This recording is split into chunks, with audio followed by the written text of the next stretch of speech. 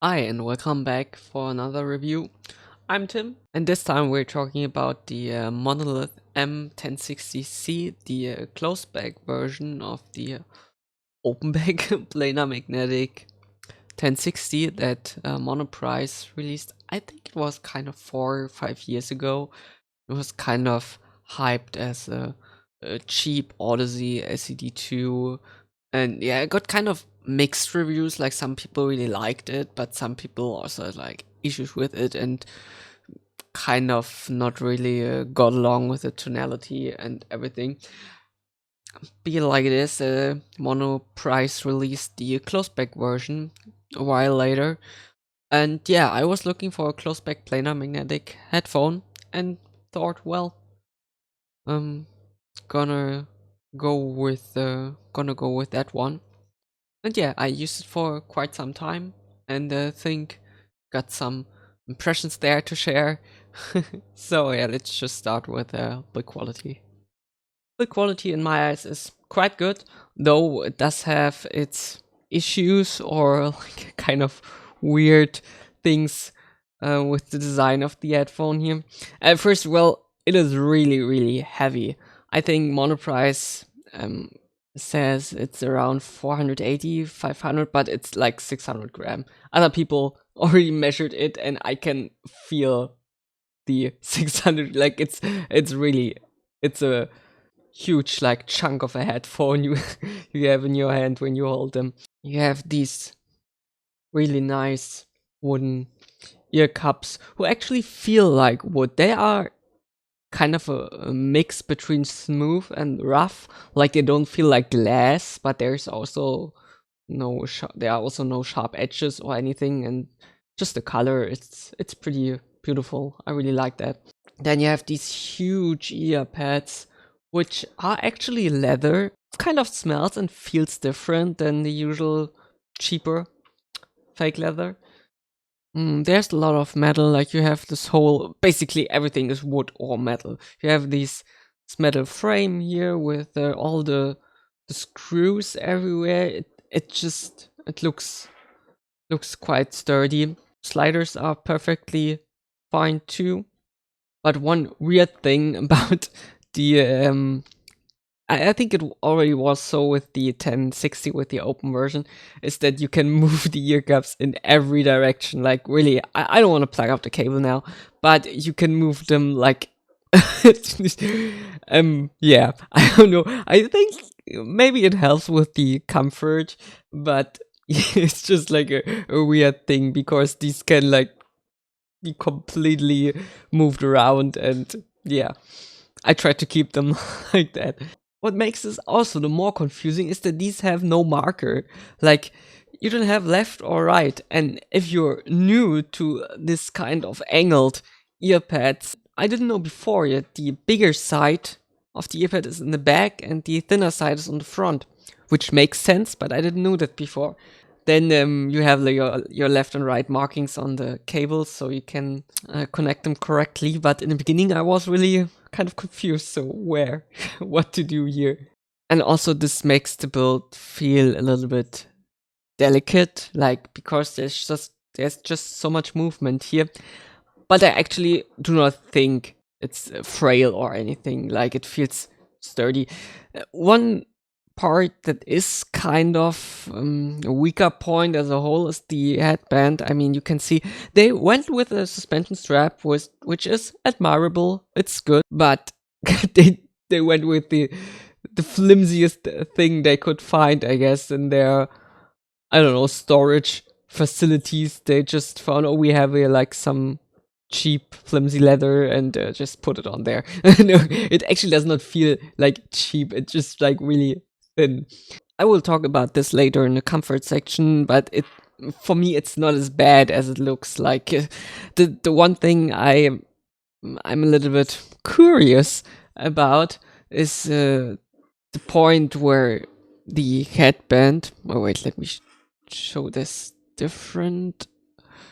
Yeah, here where the headband goes into yeah, well, the sliders and the frame. It just doesn't feel like, I don't know. You can see here. It just I think there's a lot of pressure on the headband and a lot of movement here if you put them on. And every time this little area here has has to take the weight and the movement and everything. And I think it's like because it's so thin, and I think it's just a point that's constantly like strained.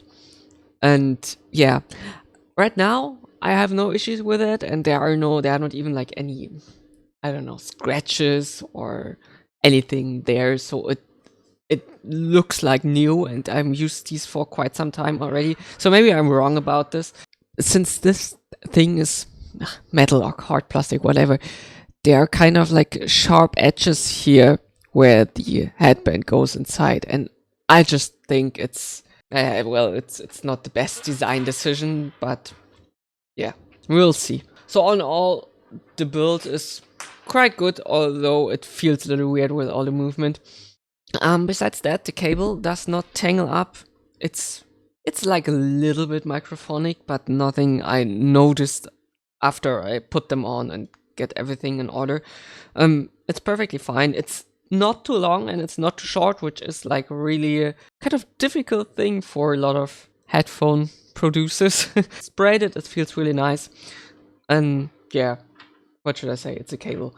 You have these 2.5 millimeter inputs, which can be a little bit annoying, but I don't think it's worth your time to be bothered by that. Just use this cable. And I think with the Monolith M1070 and the 1570, they actually went with 3.5 millimeter or mini 4-pin XLR. I don't know, just something different than 2.5, but it works.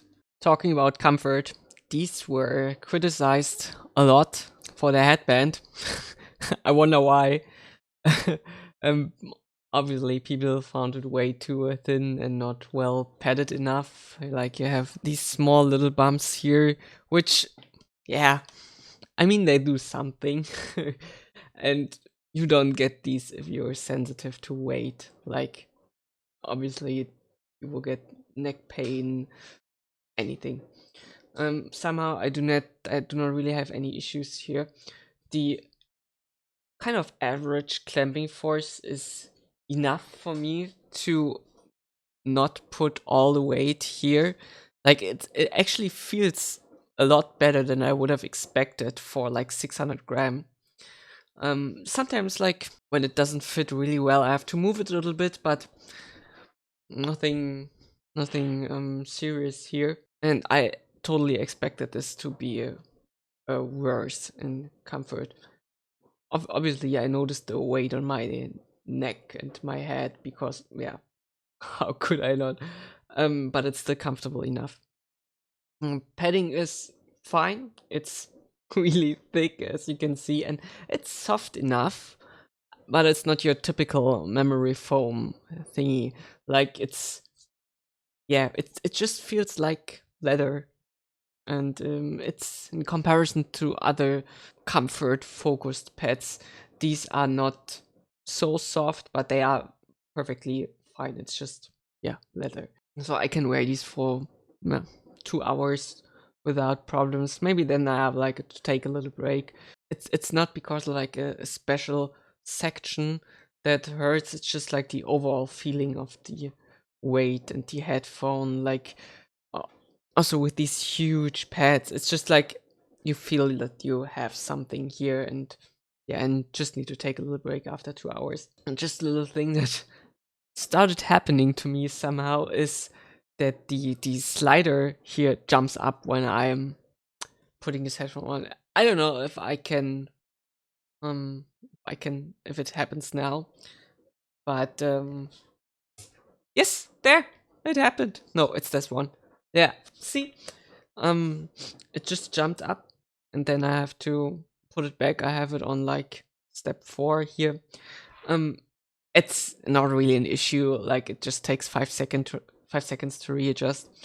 But yeah, it's a little weird.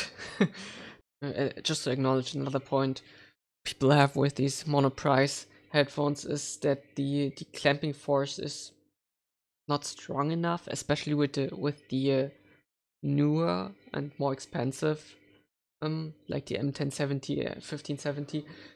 This actually, like I said, has an average clamping force, and that's why I feel the weight is kind of okay distributed. Like you feel it, and you feel it in the middle sometimes, but it actually disappears. I had the HiFiMan HE400 here, and this one was actually way worse. Like the headband was so awful, and I had like a hotspot in the middle there, and it was just, it doesn't happen with these. At the beginning, you can feel it for a while, but then it just goes away. Maybe people with bigger heads will have more problems because then the clamping force can actually be like a little stronger. And I already have this headphone on like step 4. Like you can make it a little bit wider. This is, I think you have like 6 steps.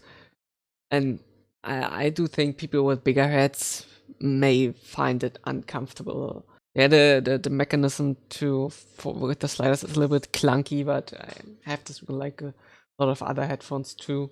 And yeah, to me, they are comfortable, way more comfortable than they appear, and way more comfortable than I thought in the beginning.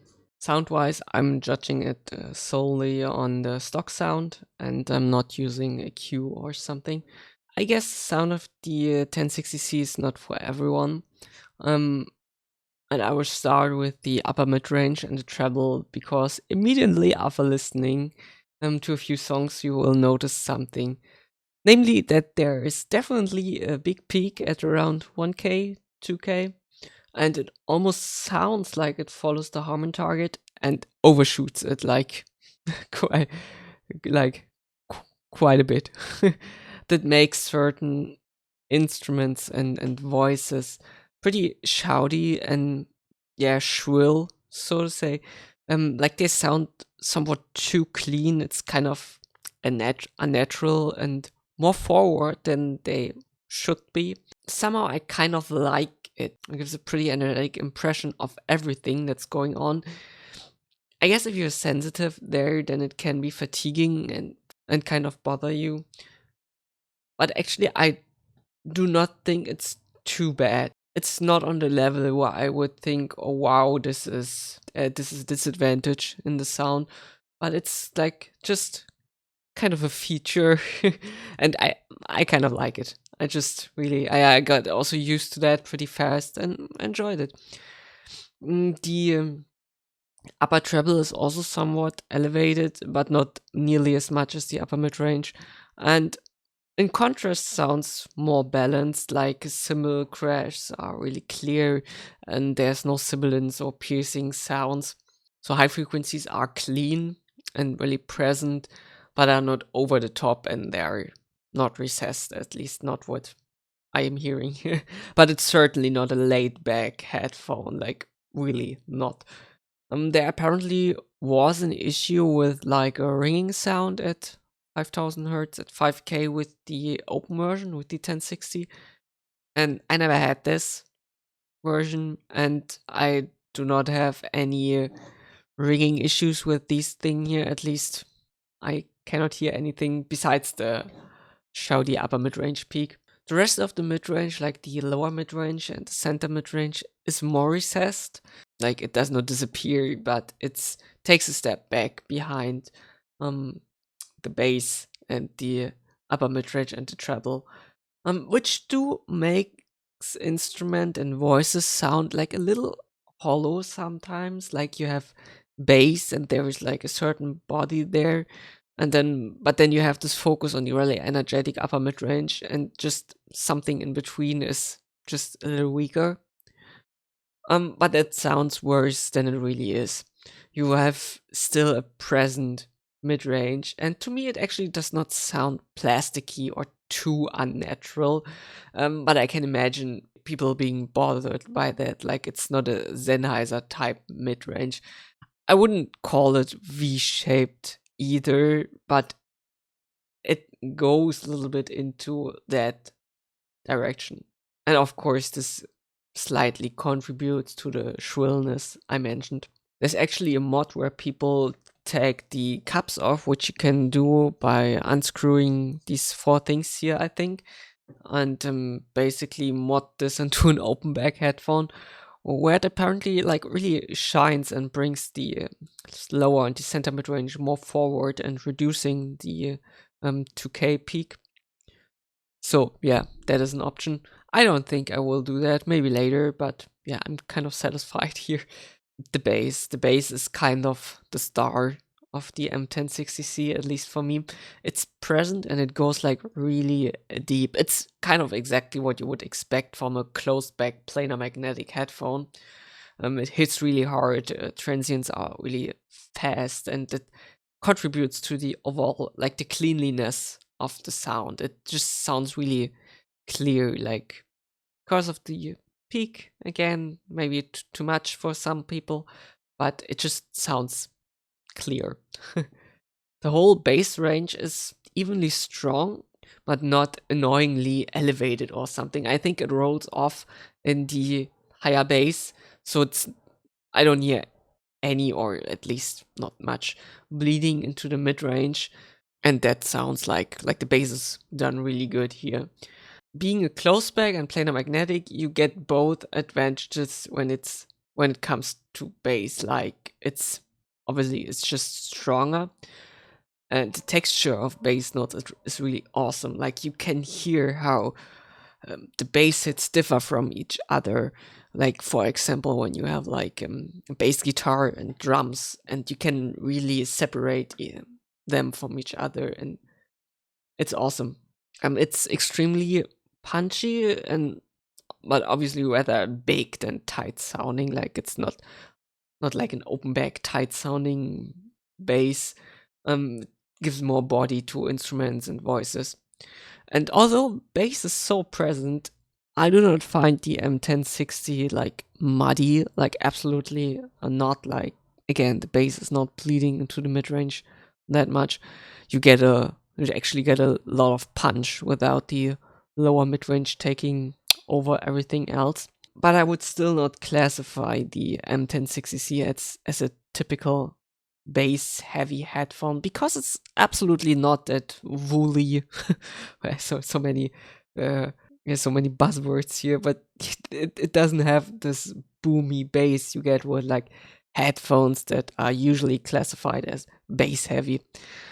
It too has a decently wide soundstage for close back, but the more forward presentation of especially voices, like especially voices, are what gets a little bit too much sometimes because of the peak. And because of this forward presentation, it makes everything sound closer, but the soundstage, it's actually decently wide for a close back headphone. Also the sub bass these things can pump out, like you actually hear some of more feel, like some thump and some rumble, like it's while it still stays clean, like it's awesome. The imaging of planar magnetic headphones is said to be somewhat blurry sometimes, or like just sound a little weird, like you cannot really pick out. But it's really like imaging is a thing I recognize that it's like different for everyone. Like some people think that, oh wow, I can hear everything here, and some people they say, oh, it's not as good. I found the imaging of the 1060C to be really, really good. Like I have no issues here. Yeah, sometimes it's difficult to talk about that when it's just like good. Like you can hear where everything is placed, and I especially did not find it blobby. Like there's instruments are clearly placed in between the front and the center, and I found the separation is excellent. It's great. Like something that really seems to generally work a little better on planar magnetics, but maybe that's just placebo. I listen to a lot of, I don't know how you pronounce him, Yoshi Horigawa. I don't know. It's difficult with their German accent to pronounce these Japanese Asian names. But I listened to them, and the bass together with the kind of unnatural clarity of the peak and the upper mid range, without voices, made everything that he recorded like really awesome to listen to. Like all the details and like everything that's going on in a song, it's just so clearly separated. Like it's really, really, really good because you don't have these like muddy mid bass thing that's with some headphones, and that kind of, I think, makes everything clear up a bit.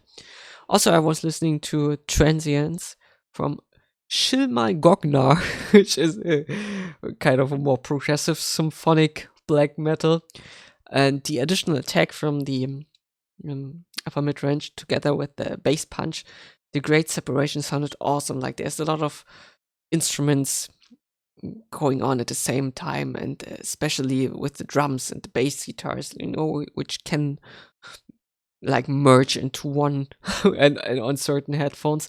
But I never felt this way with the 1060C. Like there was never a wall of sound or anything. Although with the really huge ear pads, like every time I put these on, I have the first minute or so. It's kind of, it kind of sounds like the sound is traveling through like a tube, just a little bit, which makes sense since the earbuds are so huge and thick. So I guess it's because of that. But this is like really minor thing. So, and after a minute, I get like brain burning, and then it's gone. So is the M1060C worth to buy? I mean, it does have its negatives, like the comfort is really a personal question here.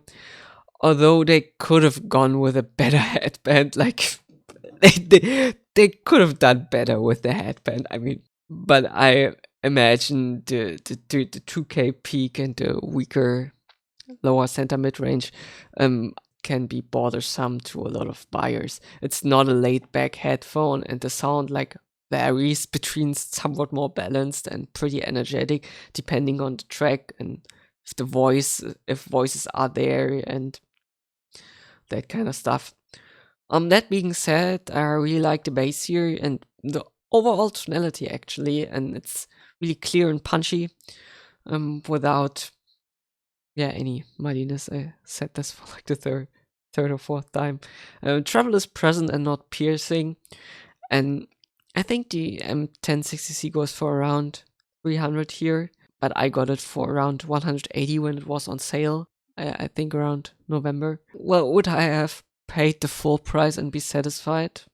Probably. Because the technicalities like imaging and separation and just a detail retrieval sound really, really good to me. Comfort is okay for me. It's not really pleasant, but it's fine. But still, judging the out of the box sound and everything, I'm still glad I paid under 200 for it.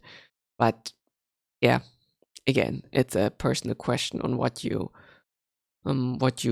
do find comfortable and how sensitive you are to upper mid range. So yeah, that was my review of the huge M1060C.